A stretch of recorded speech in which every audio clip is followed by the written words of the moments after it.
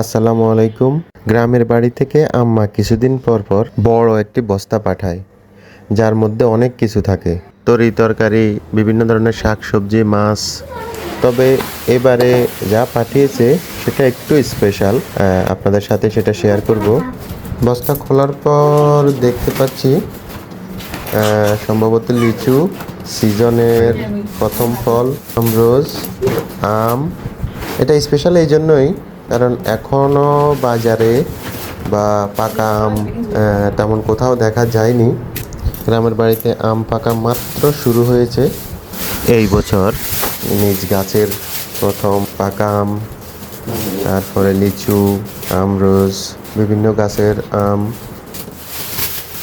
গ্রামের বাড়ি থেকে এরকম কোনো কিছু আসলে এটার যে ফিলিংস বা এটার যে ভালো লাগাটা, সেটা যারা শহরে থাকে বা যাদের গ্রাম থেকে আসে তারাই বলতে পারবে।